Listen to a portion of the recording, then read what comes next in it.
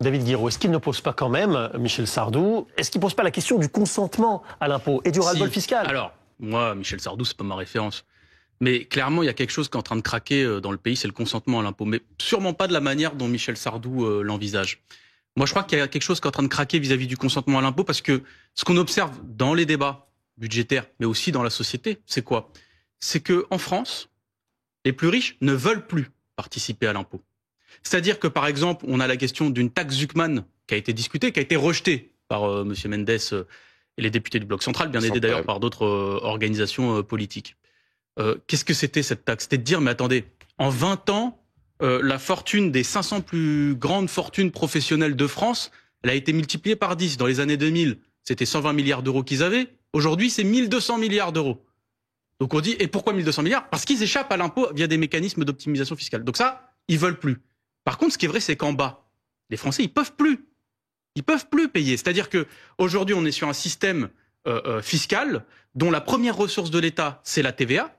Et à la limite, on pourrait se dire, moi je suis pas pour l'extinction de la TVA en soi, mais l'argent de la TVA, l'argent de la consommation populaire, ce que payent les gens au supermarché, dans les petits restos, dans les biens et les services de tous les jours, ce qu'ils payent comme argent là est utilisé pour financer massivement des exonérations de cotisations sociales et des cadeaux aux plus grandes fortunes et aux plus grandes entreprises du pays. Donc là, c'est clair qu'il y a un problème. Non, mais on a chacun notre interprétation. Moi, c'est pas une question d'interprétation. Quand je dis que en haut ils veulent plus et en bas ils peuvent plus.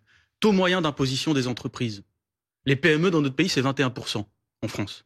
Les grandes entreprises, c'est 14%. On a voté, par exemple, un amendement. Alors, on nous dit les taxes, mais on a voté, par exemple, un amendement. C'est vrai, il rapporte 26 milliards. Ça, on sait pas encore. Sur les multinationales. Ça, c'est votre chiffrage de votre côté. Oui, je sais, parce que le chiffrage du côté de la ministre, c'était 0 €. C'était une bulle, alors voilà. Parce que, alors on nous dit, non, c'est pas possible, donc on met 0 € dans le chiffrage. C'est un peu facile. 26 milliards. Mais c'est pourquoi? C'est parce que, en France, vous avez des multinationales qui font des bénéfices à l'étranger. C'est pas un problème. C'est pas ça qu'on leur reproche. Ce qu'on leur reproche, c'est de se domicilier fiscalement dans d'autres pays, dans des paradis fiscaux, ce qui leur permet d'échapper à la juste part d'impôt qu'ils devraient payer en France. Encore une fois, on n'est pas sur des débats de dire il faut que les multinationales qui sont dans tout le monde entier payent tous les impôts du monde en France, mais juste leur juste part d'impôt. Et ce qui est en train de craquer dans le pays, c'est que à la fois les plus grandes fortunes et à la fois les plus grandes entreprises ne payent pas leur juste part d'impôt. Et en plus de ça, vous avez aujourd'hui des dispositifs nouveaux qui sont faits depuis Emmanuel Macron. Je pense à la fin de la CVAE. Vous savez, c'est un impôt sur les productions que gagnaient les collectivités locales.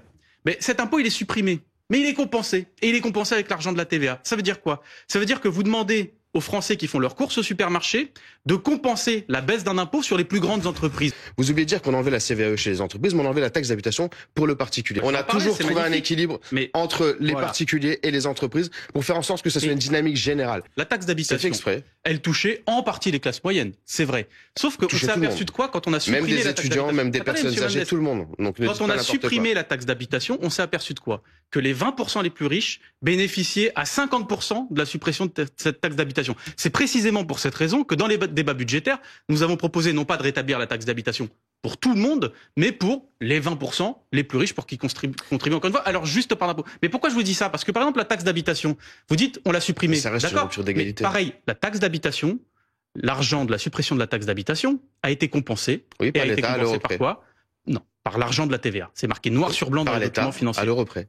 Voilà, donc par l'argent de la TVA. Un impôt qui était payé à moitié par les 20% les plus riches des Français a été compensé par l'argent de la TVA, c'est-à-dire par l'argent de la consommation populaire, des classes moyennes et des classes populaires. Ce qui irrite les gens aujourd'hui, c'est que quand on parle de dépenses, mais moi je suis pour qu'on parle de la question des dépenses, mais parlons de la dépense, de la première dépense de l'État, c'est le soutien aux entreprises.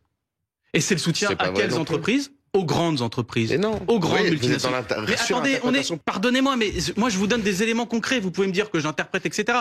Mais les éléments concrets, je vous les ai donnés. C'est-à-dire, par exemple, qu'en France, le taux d'imposition moyen, il est plus fort sur les PME que sur les grandes entreprises. Et qu'en France, on donne 200 milliards d'euros, plus de 200 milliards d'euros par an, en aide directe et indirecte aux grandes entreprises de ce pays. Et pourquoi je vous dis ça? Parce que ce pays n'a jamais récolté autant d'argent issu des impôts de son histoire. Et ce qui irrite les gens, c'est pas qu'on parle de réduction des dépenses, c'est que l'argent de cet impôt-là, vous l'avez canalisé, orienté, vampirisé, en tout cas, sur les grandes boîtes et les grandes fortunes. Ce qui est sûr, c'est que sur ce